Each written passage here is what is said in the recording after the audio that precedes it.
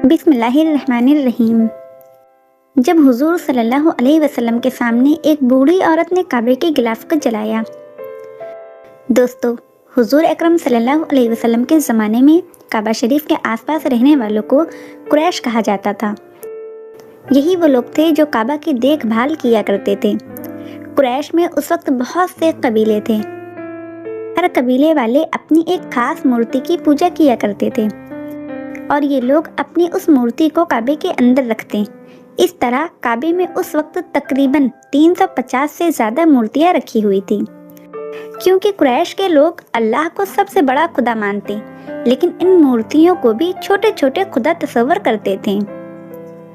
اس زمانے میں بھی لوگ ہر سال حج کرنے دور دور سے مکہ آیا کرتے تھے، لیکن ان کے حج کرنے کا طریقہ بالکل الگ تھا۔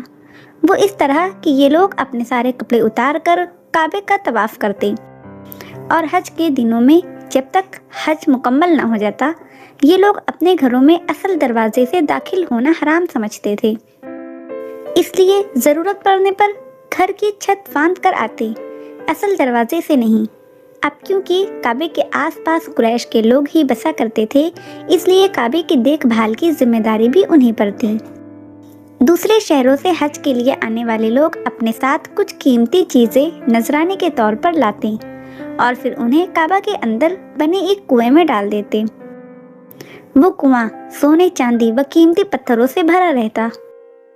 ایک بار رات کے وقت جب سبھی قریش کے لوگ سو رہے تھے تو ایک آدمی نے کعبے کے اندر پھاند کر اس کنویں سے سونے کے جواہرات چوری کرنا چاہا، لیکن اسی وقت پیچھے سے اسے ایک ایسا دھکا لگا اور وہ منہ کے بل اس کنویں میں جا گرا اور اس کی موت ہو گئی۔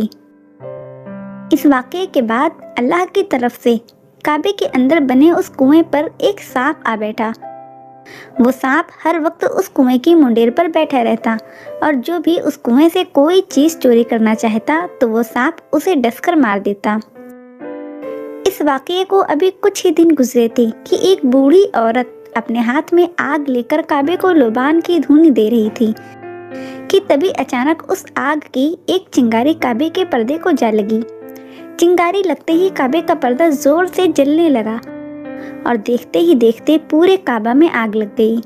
ویسے تو کعبہ کی دیواریں پتھر اور گارے سے بنی ہوئی تھیں، لیکن اس آگ کی لپٹ اتنی تیز تھی کہ اس کی وجہ سے کعبے کی دیواروں میں دراریں پڑ گئیں۔ کچھ دنوں بعد قریش کے لوگوں نے کعبے کی مرمت کرانے کو سوچا، لیکن پیسوں کی کمی کی وجہ سے اس وقت وہ یہ کام نہ کر سکے۔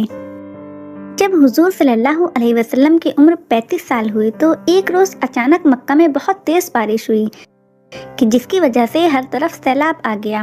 وہ پانی کا سیلاب اتنا تیز تھا کہ اس کی وجہ سے ہزاروں گھر گر کر تباہ ہو گئے۔ کعبہ کی دیواروں پر بھی اس سیلاب کا بہت اثر پڑا۔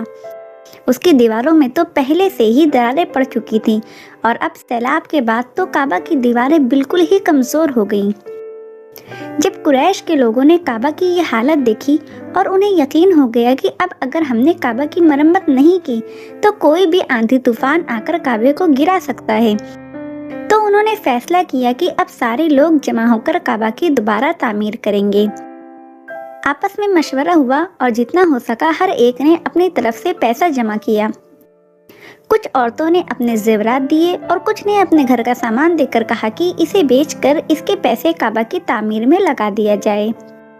تعمیر کرنے کا سارا سامان لایا گیا اور ایک دن مقرر کر کے سبھی لوگ اس دن کعبے کے پاس آ کر جمع ہوئے۔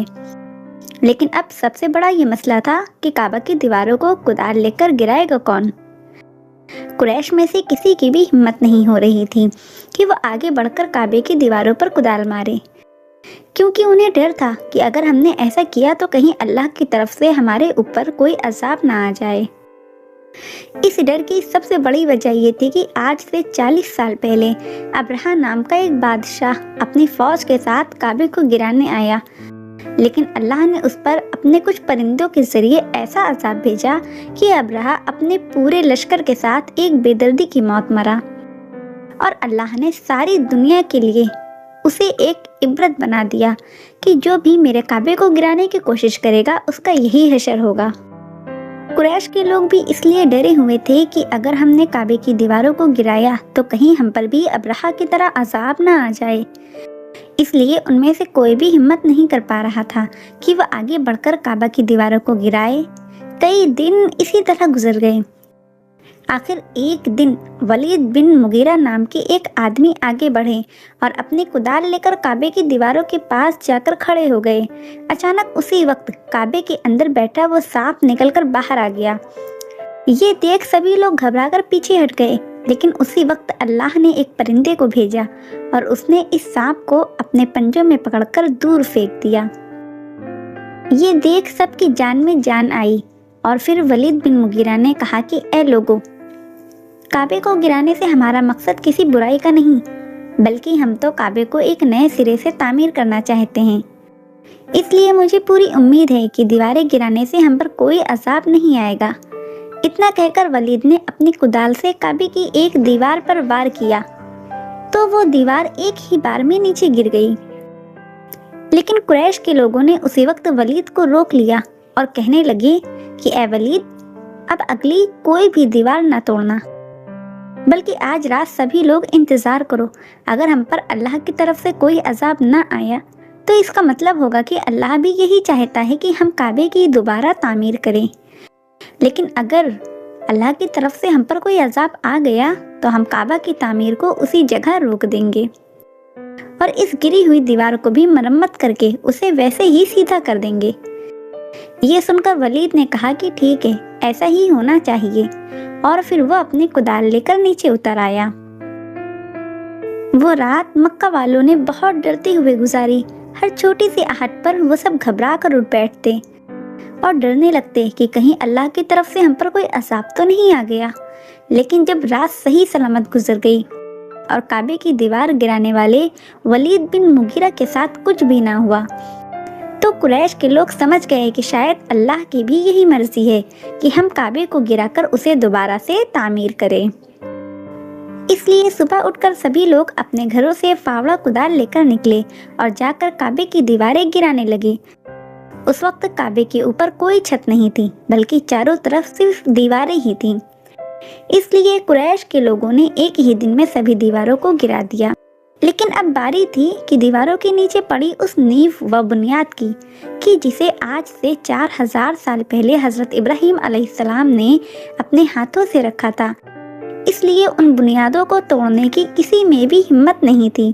لیکن کچھ دیر کے بعد مشورہ کر کے سبھی آگے بڑھے اور ان بنیادوں کو کھودنا شروع کر دیا۔ بنیاد کھودتے ہوئے قریش کے لوگوں کو ایک عجیب سی کتاب ملی کہ جس میں سریانی زبان میں کچھ لکھا تھا۔ قریش کے لوگ تو صرف عربی زبان ہی جانتے تھے، انہیں سریانی زبان کے بارے میں بالکل بھی پتہ نہ تھا۔ اس لیے انہوں نے ایک یہودی کو اپنے علاقے میں بلا کر اس کے سامنے یہ کتاب پیش کی اور پوچھا کہ آخر اس کتاب میں کیا لکھا ہے۔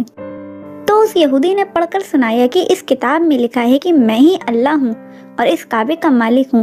میں نے ہی اس کعبے کو اس دن بنایا تھا کہ جس دن میں نے آسمان و زمین کو پیدا کیا اور چاند سورج کو ان کی اصلی شکل دی۔ یہ سن کر قریش کے لوگ بہت حیران ہوئے اور انہوں نے اس کتاب کو بڑی ہی حفاظت کے ساتھ اسی جگہ رکھ دیا۔ کعبے کی بنیاد کھودتے کھودتے وہ لوگ زمین میں اس ہرے رنگ کے پتھر تک پہنچ گئے کہ جسے حضرت ابراہیم علیہ السلام نے کعبے کی بنیاد میں رکھا تھا۔ اب جیسے ہی ایک آدمی نے اس ہرے رنگ کے پتھر پر اپنی کدال ماری تو اچانک ایک بہت زور کا دھماکہ پورے مکہ میں گونجا اور زمین ہلنے لگی۔